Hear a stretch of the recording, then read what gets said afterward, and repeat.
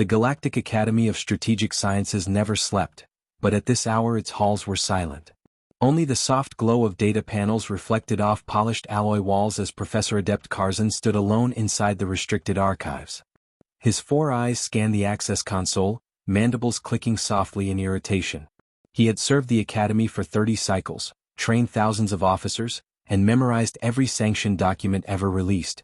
Yet one file had always remained sealed, locked behind authority codes even he was not meant to possess. Apex Species Rankings. Officially, such lists were classified to prevent panic, political instability, and interstellar incidents. Unofficially, every strategist, general, and scholar wanted to know one thing: who truly sat at the top of the food chain. Tonight, curiosity overcame protocol. Karzan extended a claw and entered the override sequence he had pieced together over years of observation. The console hesitated, then chimed softly. Access granted. His heart's quickened. The list appeared with stark, emotionless precision. Species names, threat evaluations, survival indices. He scrolled slowly at first, nodding as expected entries passed by. The Thrall Syndicate at rank 48, known pirates but undisciplined. The Valnari Swarm at 39, biologically terrifying yet strategically predictable. Karzan felt a faint sense of pride when his own species, the Ketheri, appeared at rank 21. Not dominant but respectable. Civilized. Advanced.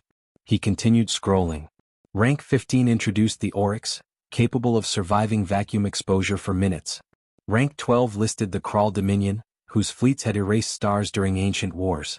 Karzan paused briefly at rank 9, the Vesh Collective, artificial intelligences housed in planet-sized cores. Each entry grew more unsettling than the last, the descriptions colder, more absolute. This was not a list of empires. It was a catalog of extinction events waiting to happen. By rank 5, Karzan's tendrils had stiffened. The beings listed there were ancient, incomprehensible things, energy entities, dimensional predators, forces spoken of only in warnings. He swallowed and glanced around the empty chamber, suddenly aware of how alone he was. Only 4 entries remained. His claw hovered as he scrolled again. Rank 3. Rank 2. Then the screen refreshed. Rank 1, human. Karzan froze. The word meant nothing at first. He leaned closer, eyes narrowing. Humans? The small bipedal exchange species from a minor star system? He had lectured students who laughed at them, who dismissed their soft bodies and lack of natural weapons. His mandibles parted slightly as confusion gave way to unease. Slowly, against his will, he opened the expanded file. And began to understand why the Academy kept this list hidden. The expanded human file unfolded line by line, dense with annotations, red warnings, and cross-referenced threat models. Karzan felt a chill ripple through his carapace. This was not a cultural summary or diplomatic overview. This was a survival assessment. Origin world, Earth. Classification, Death world. That alone was rare enough to justify caution, but the accompanying data made his lower limbs tense. Atmospheric volatility, tectonic instability, predatory biodiversity exceeding 90% of known worlds. Evolutionary pressure, extreme. He scrolled further. Physiology, no natural armor, minimal claws, blunt teeth. At first glance, the data seemed to contradict the ranking. Karzan almost relaxed, until he reached the behavioral analysis. Endurance-based pursuit predators. Capable of sustained locomotion over extreme distances without rest. Thermoregulation through liquid excretion, allowing prolonged activity in conditions lethal to most species. High oxygen efficiency. High pain tolerance. Unusual skeletal resilience despite fragile appearance. Impossible, he murmured. Then came cognition. Adaptive intelligence rated beyond standard metrics. Pattern recognition exceptional. Tool usage classified as instinctive. Environmental manipulation listed as primary survival strategy. Humans did not adapt to nature. They reshaped it. Entire ecosystems bent or collapsed under their expansion. Extinction statistics followed, a cascade of vanished species both on their homeworld and beyond. Not always intentional. Often incidental. Karzan's heart pounded faster as he reached the combat behavior section. Humans avoided direct confrontation when possible. They observed. They learned. They tested limits. When conflict became unavoidable, escalation was immediate and disproportionate. Chemical weapons. Kinetic saturation. Psychological destabilization. Warfare designed not merely to defeat, but to discourage future threats permanently. A movement behind him made Karzan flinch. "Still awake, Professor?" He turned to see Lyra Ven, one of the human exchange scholars, standing calmly at the archive entrance. She held a datapad under one arm, posture relaxed, eyes alert. Humans always looked relaxed, Karzan realized. Even when they were not. "This section is restricted," Karzan said, struggling to steady his voice. "I know," Lyra replied. "That's why it's usually empty at this hour." Her gaze flicked briefly to the screen, and something unreadable crossed her face. "You found the rankings." Karzan hesitated, then inclined his head. "Your species is listed first. Above entities that consume stars. Above weapons that break reality." "Explain." Lyra stepped closer, studying the scrolling data without touching it. "Those beings are dangerous," she said softly. "But they are predictable. Humans aren't." "That cannot justify this," Karzan said. "You lack biological advantages. You lack scale." Lyra looked at him, then really looked. "We lack limits," she answered. "And that frightens everyone eventually." Silence settled between them, heavy and absolute, as the implications began to take shape. Karzan folded his upper limbs behind his back, a gesture of academic restraint that did little to calm him. "Predictability is not weakness," he said. "The apex entities above your kind obey natural laws. Energy limits. Dimensional boundaries.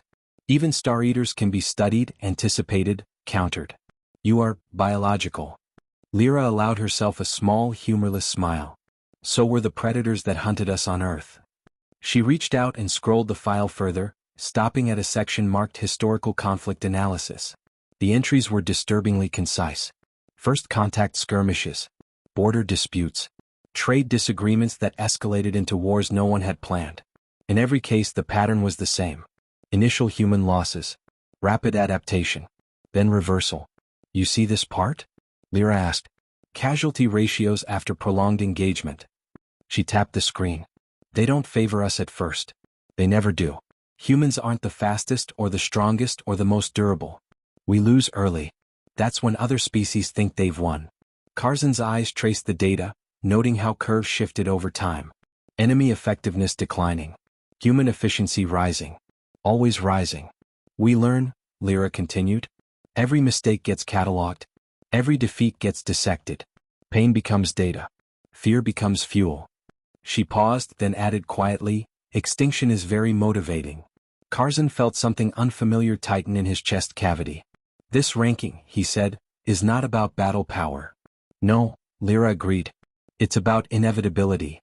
Another section opened automatically. Psychological resilience. Group cohesion. Pack bonding intensity rated extreme. Humans fought harder when defending others. Families. Crews. Entire worlds. Threat models showed exponential escalation when civilians were harmed. Humans did not disengage. They did not negotiate from weakness. They pursued. "We call it endurance hunting," Lyra said. "On Earth, our ancestors chased prey until it collapsed. Not because we were stronger but because we refused to stop." Karzan remembered ancient tactical doctrines warning against foes who could not be exhausted. He had dismissed them as theoretical. "You are peaceful here," he said. "In the academy. Cooperative. Friendly."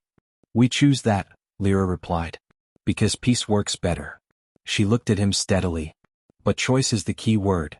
The room seemed smaller now. The data glow harsher. "What happens," Karzan asked slowly, "if that choice is taken away?" Lyra did not answer immediately. She closed the file instead, the screen dimming as access warnings flashed. When she finally spoke, her voice was calm, almost gentle. "Then the rankings stop being academic," she said, "and start becoming history."